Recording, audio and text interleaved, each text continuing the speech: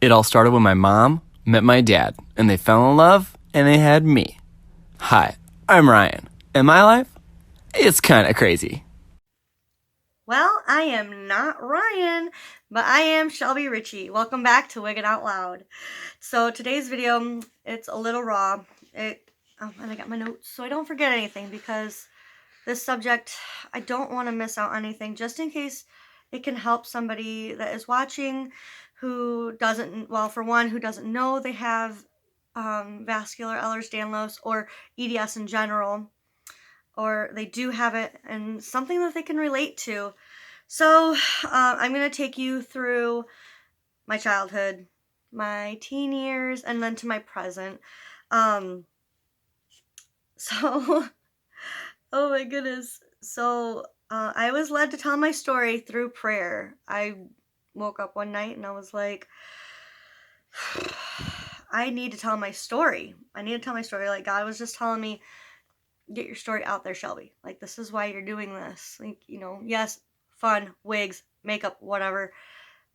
But in reality, it is just about the awareness of, vascular Ehlers-Danlos and just the rarity of it, and I'm not looking for pity, just awareness. I don't pity myself. I'm not looking for anybody to feel bad for me. God made me this way, and my trials are going to be for his glory. So so we're gonna go through, surgeries, and just my hobbies, and how I just got through all of this, definitely through God helping me. So okay, so I have my notes on my child's instruction paper. Okay, so I grew up on a farm. um you face so many dangers on the farm, and um as you can hear my dog barking in the background now. um anyway, so I grew up on a farm, and the dangers of being around animals are way bigger than you. And I wasn't a big person, I was tiny. And my mom, she faced tragedy when she was with her friend Lanny Sowerman. She got killed on a horse when she was 9 years old. So with that tragedy in her life, um she was overprotective. She was very, cautious of what I did. And, because horses are big animals. Anything happen on a horse, especially with a tiny person that, doesn't have the strength to have the power over, 1,200-pound animal. So, um, but there was always something in me to be cautious. Like, it wasn't just like my mom. It was me too. Like, I remember playing with kids, and they were doing some crazy stuff, and I was like, I don't want to do that, because that's gonna hurt me, so I'm not gonna do it. Like, just as simple as sliding down the slide on their knees. I didn't do that because it hurt my knees. um but let me see here on my list. um I would always find that I would have horrible bruises. Oh, so my bruises, they would come out of nowhere. I would literally like bump a table and popped a bruise. And my mom actually got me tested for a blood cancer. And I don't remember if it was like leukemia. I think that's what it is. Mom, comment and tell me what it was. So she did. She ended up taking me to the doctor and had blood tests done and everything. And they were like, you're fine. They assured her that everything was fine. It's just how I bruised. And um, I ended up having, so when I was born, I had a broken collarbone, just from being, pushed out. And then also as a kid, I had 9 teeth extracted because my mouth was so tiny, and they were just prepping me for, later in life, braces. My dog, sorry. Kane, quiet. So then I'm going to take you through like my teen years. So my childhood was pretty normal. I had the bumps and the bruises, and, you know, I started cheerleading and I rode horses and all that other good stuff. So anyway, my teen years were full of sports and, 4-H and school and farm life. And I would get hurt throughout my life. Like, it wasn't like it was, living in a bubble. Like, I would get hurt. Because, obviously I'm human too. But I ran track. I was a cheerleader. I played volleyball. I danced. I did jazz, and ballet, um, and but my biggest thing was showing horses. That was it. It was showing horses, and and I lifted weights in high school, like.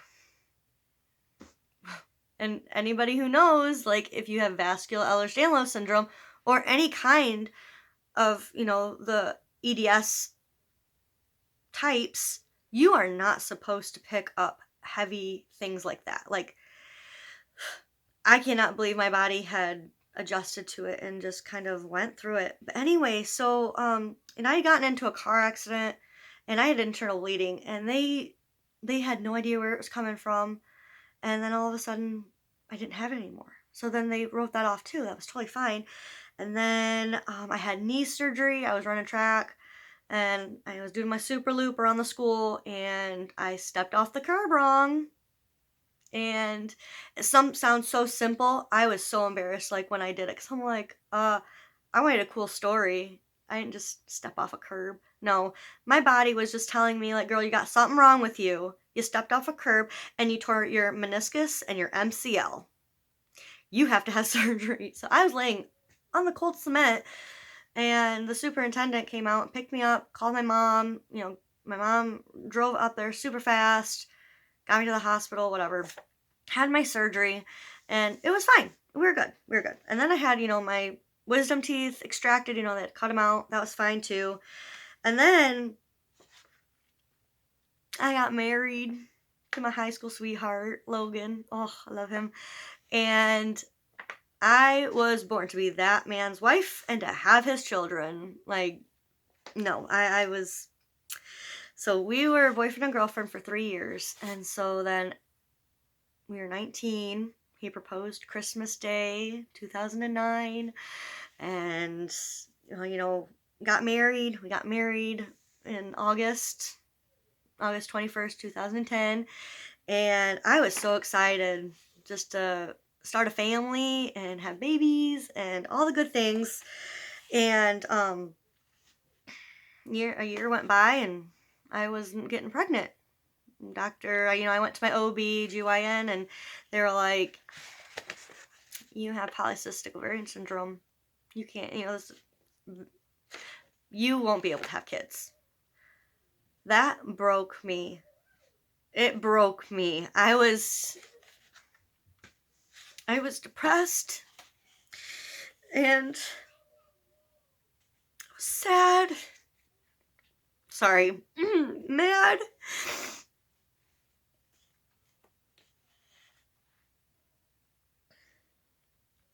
And I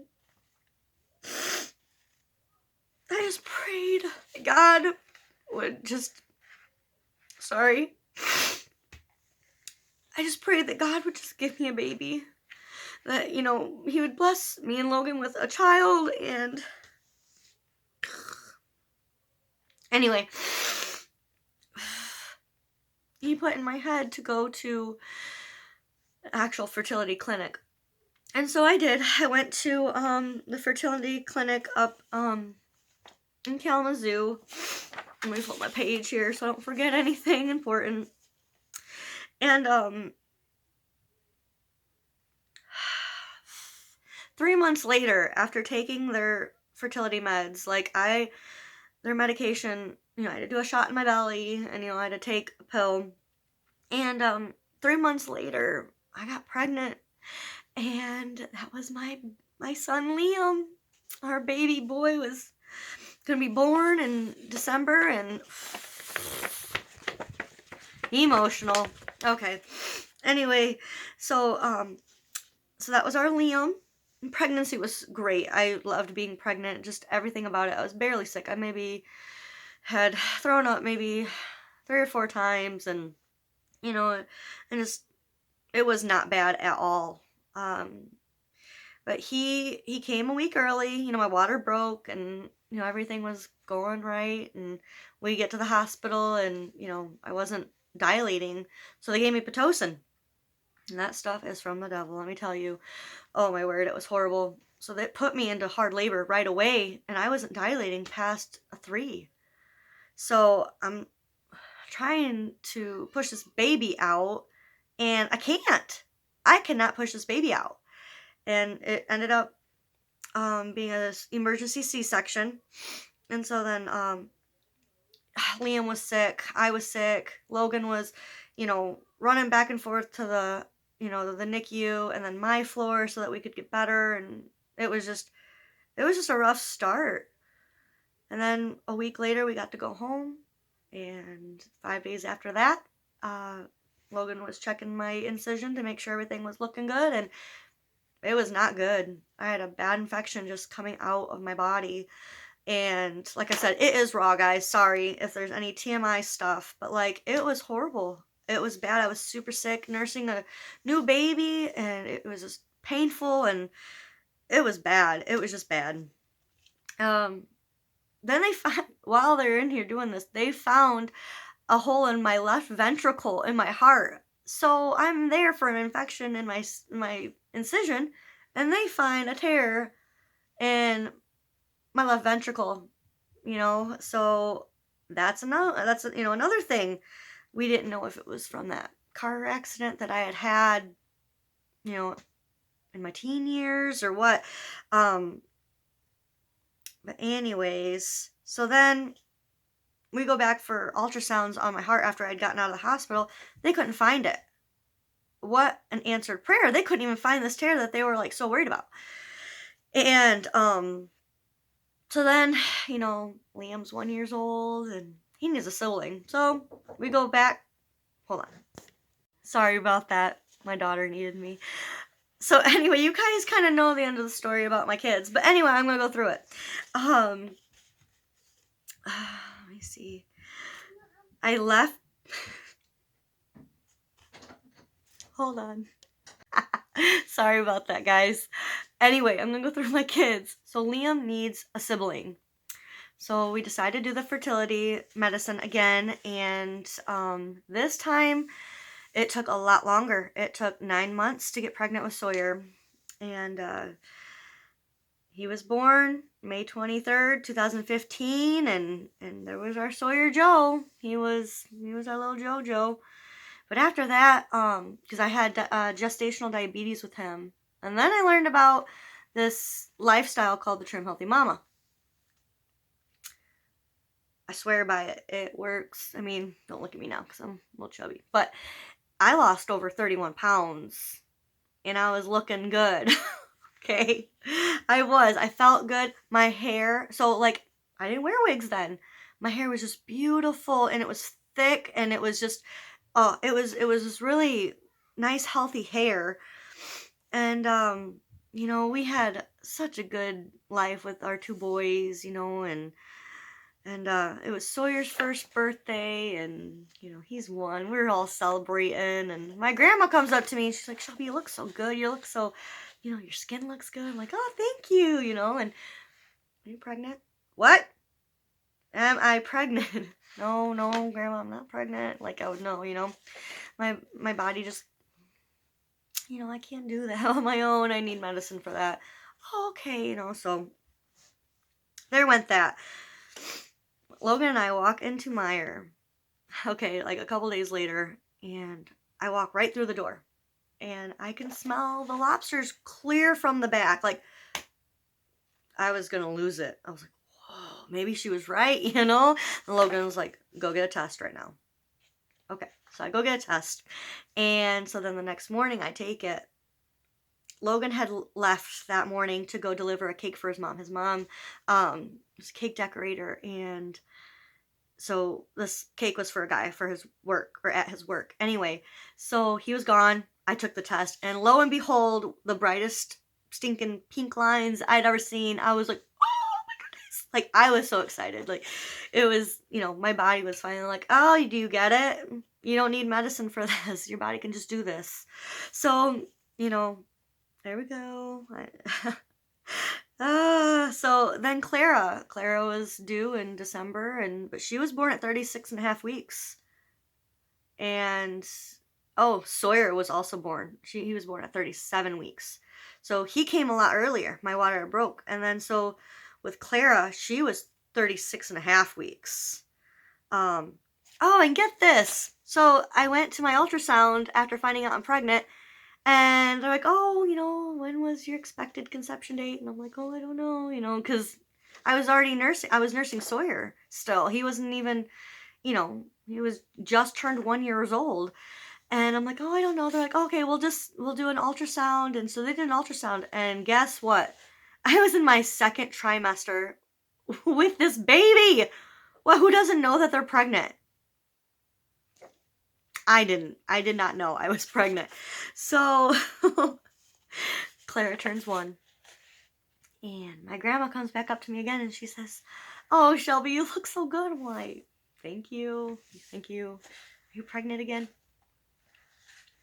No, I'm not. I was. And guess what? Our little Addie, our little Adeline Rose, that was our girl. And she was born August 2nd, 2018. And, she was born at 36 weeks. And so the last 3 babies, they came, quite a bit early, that they really want them to. But at my 6-week post-op appointment, I found a bump in my groin. Edit this. So in 2015, after Sawyer was born, I had these bumps in my groin on both sides, and they were hernias. So I had already had that taken care of. So I had gone through, 2 C-sections and then a hernia repair. Then had Clara, now Adeline, and then these bumps are back. And I'm like, well, didn't they fix it? Like, come on. I ended up getting scheduled in with a general surgeon, and they scheduled, my next surgery, which would have been a hernia repair again, because there was these bumps. They palpated. Oh yeah, those hernias are back. And so January 2nd, 2019 rolls around. My baby is exactly 5 months at this point. Like, she turned 5 months on January 2nd. And she's still nursing, so I had pumped, to keep for when I get home, because I didn't want Addie to get, the drugs that I was on to recover from, And so I kissed all the others goodbye, and I said, "I'll see you later at lunchtime. We'll be back by lunchtime." And, Logan and I were driving to the hospital. Sorry if I keep taking breaks. I keep trying to find my place because I don't want to miss anything. Because this is, oops, woo, but knock my camera over too. I don't think I've really ever told my heart story in this. I try to not have emotion when I tell the story, because I'd cry every time. So Logan and I were driving, and I started to get super nervous. And I'm like, "Logan, like, I'm getting nervous, and he kept assuring me that everything is gonna be okay. We'll be back by lunchtime, and we're getting me prepped. I'm in triage. Oh, my camera's off now. Sorry, guys. So I'm in the prep, and it's a little wonky. So I'm in the prep, and they're like, I'm getting ready. Oh my God, this is bothering me. Sorry. And I'm getting nervous. I can't hardly handle it. I am beside myself, and Logan is, he prays with me and he kisses me, and they gave me the gas, and then I was out. I went to sleep.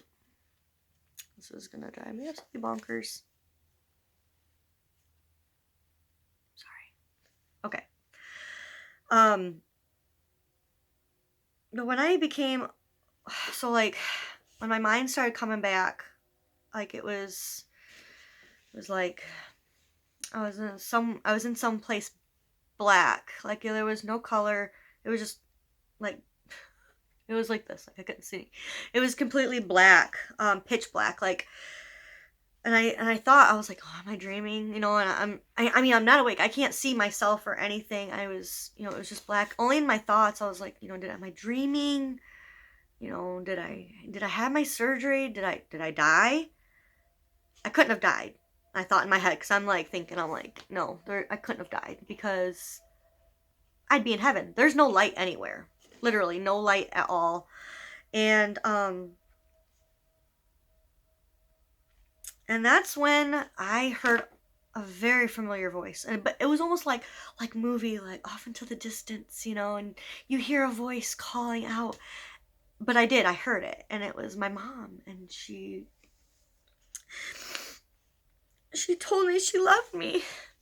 Oh gosh. Anyway,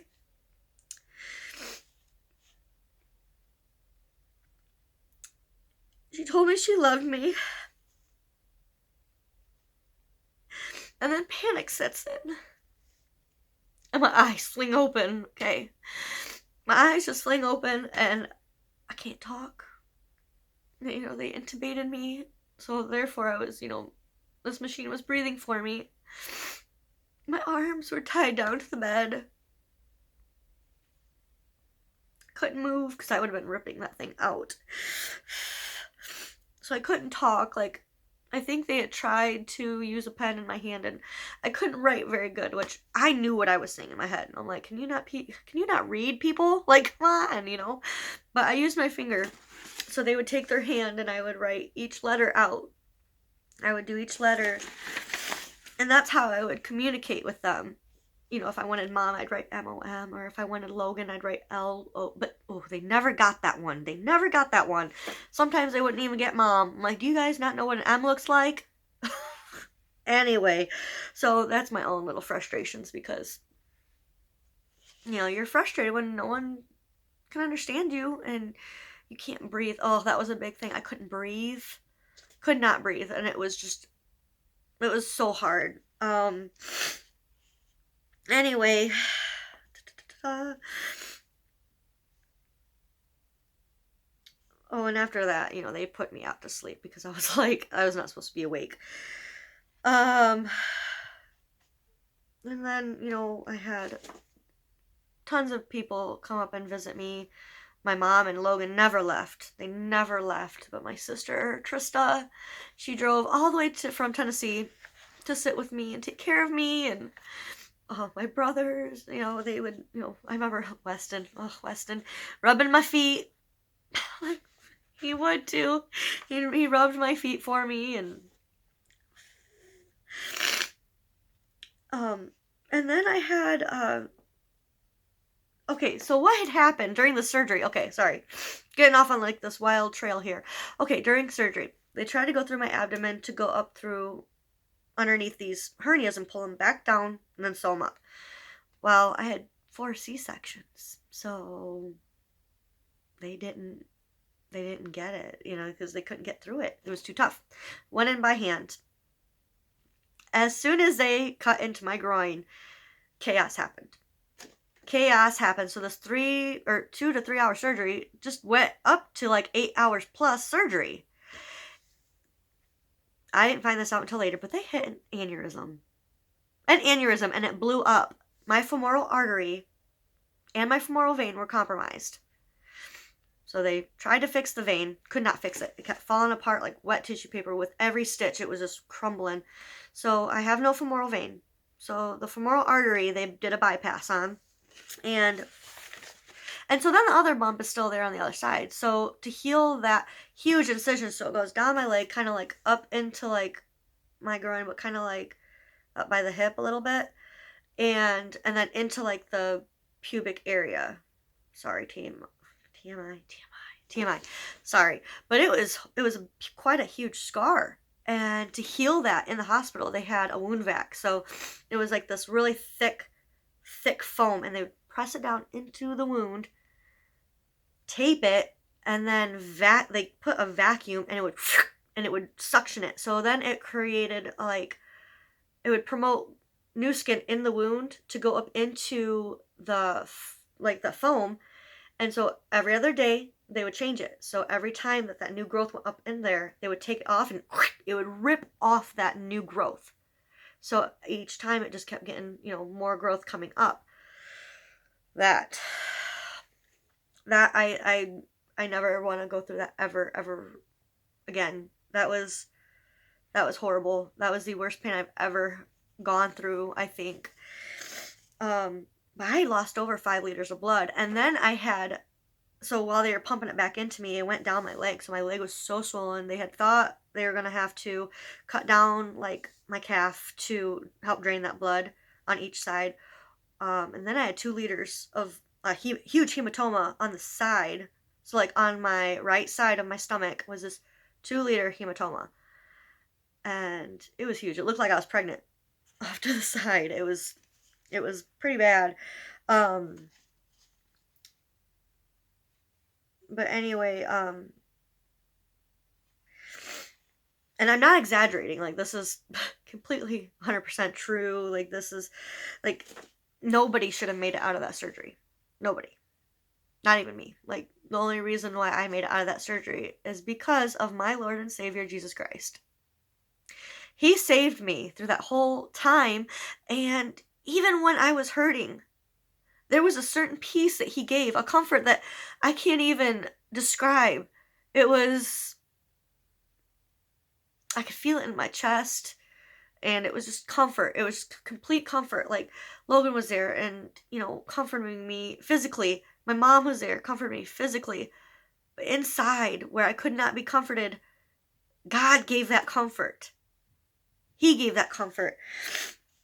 And he saved me. He kept me here longer. I was able to still be that mom, still be my husband's wife. A little bit broken wife, but still his wife, So, okay. And then, so I'm in there for like 3 weeks, a little over 3 weeks, and my baby's still nursed. I only pumped just a little bit, and my sisters-in-law, Liz and Marina, they had pumped milk for me to feed they pumped it for Adeline, and I had other friends donate milk and to feed her, and with excruciating pain mentally and physically, it was really hard. It was really hard. But anyway, so after I'd gotten home and I had an in-home nurse and in-home physical therapist and, excuse me. Hello, I'm back. Kid intervention. So, anyway, so, after I get home and everything, the doctor, the vascular surgeon that ended up saving my life, like during surgery, he was like, Shelby, your vein, it did not hold a stitch. That's not normal. And I'm thinking, yeah, right, you guys did something. But my vein did not hold a stitch. Why is that? Something was going on, and he's like, I think you need to have some kind of genetic testing to rule out some things because this needs to happen. So I went up to Helen DeVos, and I was tested for, vascular Ehlers-Danlos, and sure enough, it came back positive. Now, this is genetic, and now I have 4 babies that could possibly have it. In my head, it was tough hearing the news that, hey, you have this life-threatening condition. Oh, but it's genetic, so now your children can have it. Oh my word, that was a whole nother ball game. So, my mom was tested negative, so she does not have it. So she did not give me that gene. 3 out of 4 of my kids are vascular Ehlers-Danlos positive.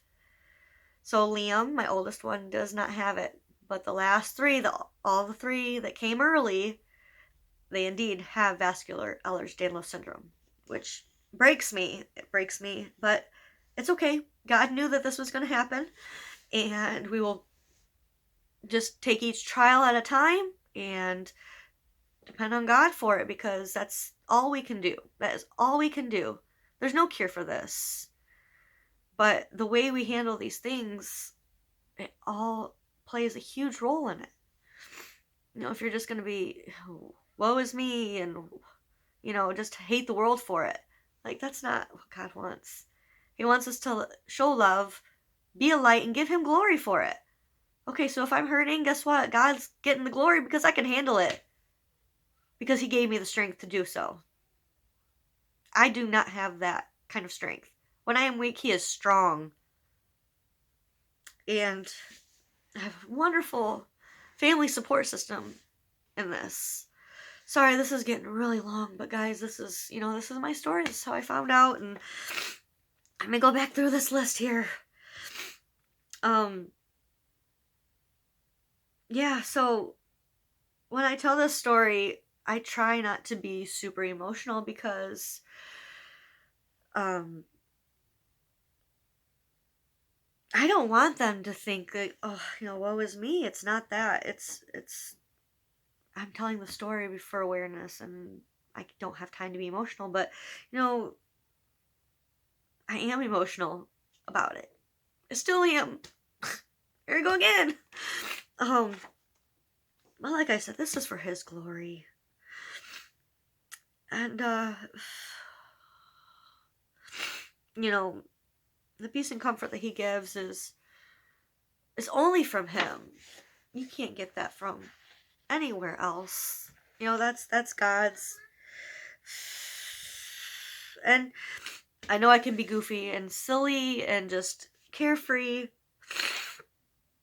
because I find it better that way to cope. I find it better for me to be that way, I guess. But in all seriousness, seek the Lord Jesus Christ. To seek him, give him your heart.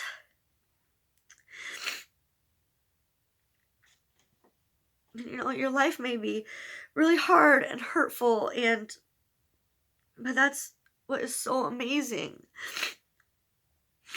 Is the comfort to know that you will spend, eternity in heaven.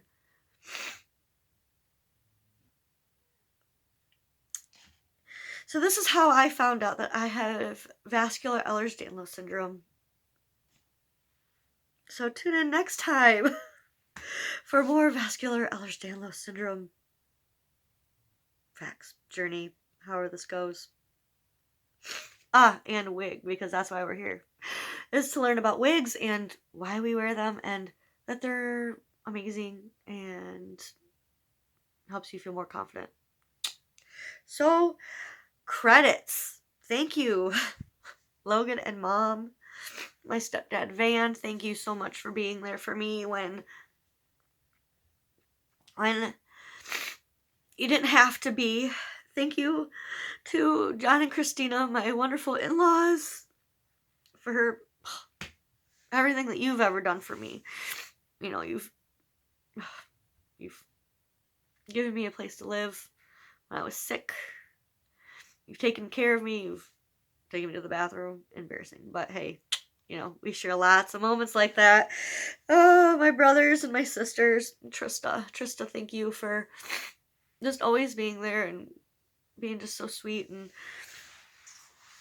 many, many more people, my church family, people that I haven't even met, like on Facebook, and people I've never even met in person are my friends, and pray for me. To put me in God's hand is the best thing that anybody could do for me. I appreciate meals and things like that, so, just kidding. But just, putting me in God's hands. He's the only one that could be like, Shelby, you are healed, and there you go. Hey, your kids are healed too. Anyway, thank you, Aunt Michelle and Madeline, and you came up to visit me, and to even like share my life after, because now it's been 3 years. It's been 3 years since that surgery, and here we are. lots of trials, lots of stumbling blocks, but God picks me right back up. Like this week, I just had a horrible, horrible migraine. And then it was, anyway, another story. God is awesome. He is,